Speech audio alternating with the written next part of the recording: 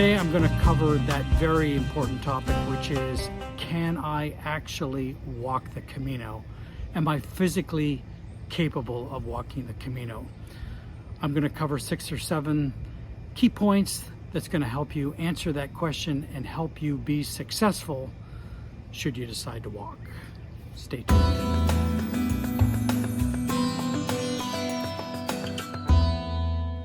Okay, so I'm sure if you're a senior and maybe a first-time walker, but certainly a senior, you're wondering, can I walk the Camino and how hard is it really going to be? Can I do it?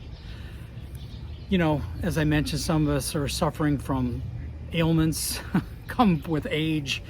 Could be, you know, arthritis, knee problems, back problems, heart problems, I mean, you name it. So it's a natural question, can I walk it? Naturally, I can't really answer that specific question for you, but what I can do is share 6 or 7 things that I think will stack the odds greatly in your favor. So here goes. First is training. I have a training video and talked about the importance of training. You know, not to dump on the young people, but a lot of the issues I saw came with the youth, the blisters. You know, at that age, you kind of feel like you're invincible. We're smarter than that. We know we're not. So training is really a big deal. So I would highly recommend, you know, put a pack on your back, get used to the weight, and start walking, you know, 5 kilometers, 6 kilometers, 7 kilometers, 10 kilometers. Throw in some hills and get your body used to it. So if you put in some training, it's really going to help you. Second, gear. So, you know, your feet are what takes you there. So you really got to be careful around your feet. So what does that mean? 2 things. It means working your feet in and working your shoes in. So there's lots of debate. I'm not going to get into it here on whether it's hiking shoes or hiking boots or trail runners or sandals. To each their own. Myself, I liked ankle support. I liked having a firm bottom. I walked with them in my training. I worked them in and I felt comfortable. The worst thing you can do is buy a new pair of boots and start the Camino, because you will have problems for sure. It's not just you know, walking one day or 2, it's sequentially walking over a month that produces the blisters for most people. So get your shoes or your boots. There's lots of advice on the internet around that, and get them worked in. And again, I do want to reiterate, you're not just working the boots in or the shoes in, you're working your feet in. Number 3, and I don't think it gets enough credit. There seems to be some, I don't know, thought that if you have your luggage transported, you're not really doing the Camino, and that's just nonsense. The Camino is all about doing it your way. So I would highly recommend that if you have some physical issues or you're old or not as strong as you used to be, have the luggage transported. I mean, lots of people do it, and I think it's brilliant. You have your day pack, which for us already carried rain gear, rain pants, food for the day, maps, phone, water, which weighs a lot. So, you know, that was already a chunk. And it can really help you if you have some physical challenges. It can really help you not carrying that big, heavy pack. And it may be just the thing that allows you to do the Camino. So seriously consider baggage transport. Again, there's lots of, just Google it and you're going to get a lot of companies. And I've actually done a video on it so you could see that. The sister to that is actually booked accommodation. So, I mean, it's not a make or break deal, but what it does do is a couple of things. You know, you can go the pure albergue route, and lots of people do that. There are going to be sleepless nights, and you're going to need your energy. You can mix it up. You do albergues and then you do some booked accommodation once every couple of days or once a week. Or if you can afford it or it's something that's important to you, you can have the same company that books your transport book all of your accommodation. And that may be the thing that gets you comfortably through the Camino. Again, just something to consider. Okay, a few other really important things. So, distance. You know, seems like common sense, but you know, it's really important, and I think most of us at this age are pretty smart to listen to our bodies. How far are you going to walk each day? So, you know, for most people, I would say the low end is probably 15K. The sweet spot is around 20, 25, maybe 23. And then it's going to be a few days where you're going to have to pump out 30 probably.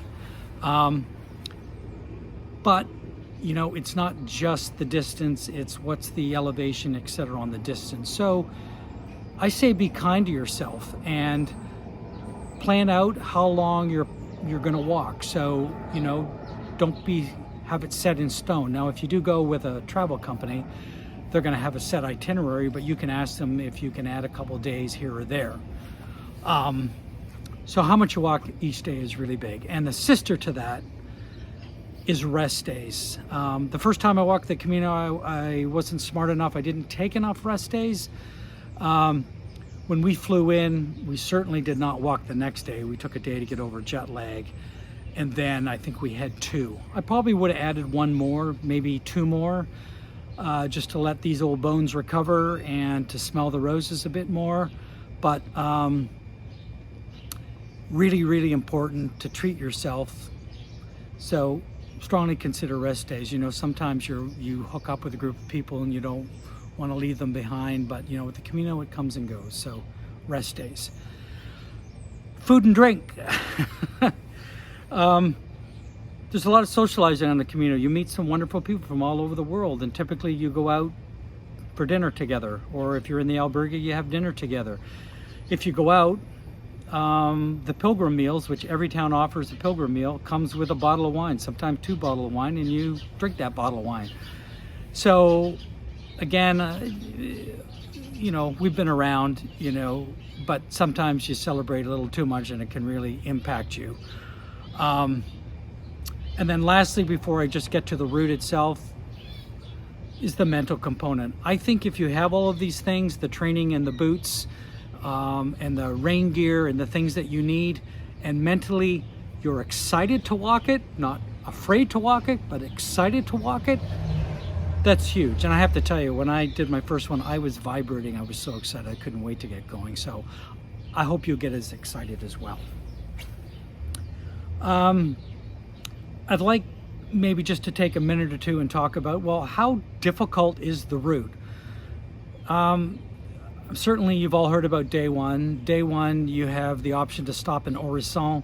So, you know, you can put 10 or 15K under your belt and then leave the rest for the next day. I think maybe it's not 15, it's like 10.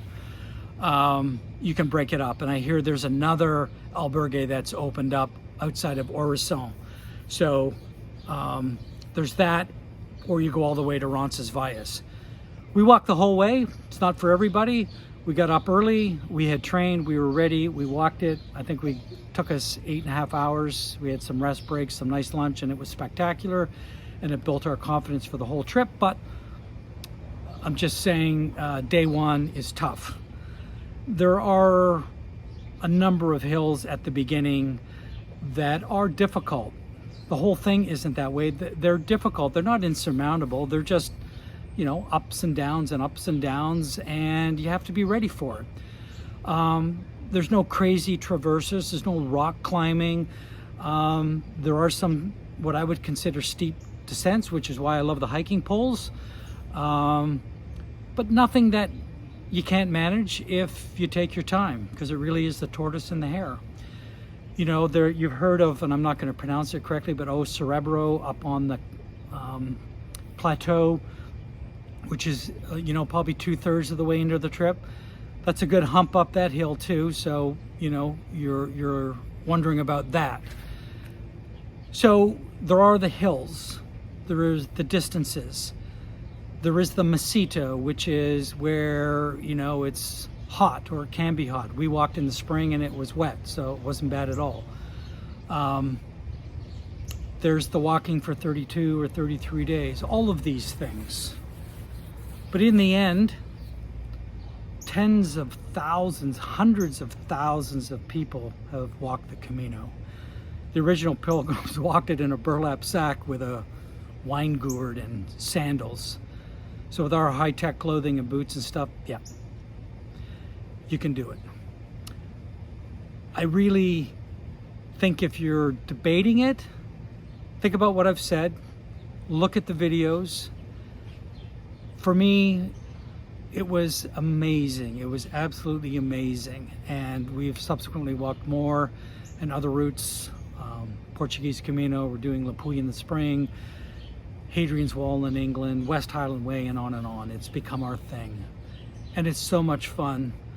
You're gonna bore all your friends talking about it when you get back. So I hope this is more inspiring. I know it's meant to be informative, but I hope it's inspiring. And I hope you get those hiking boots out, do some training.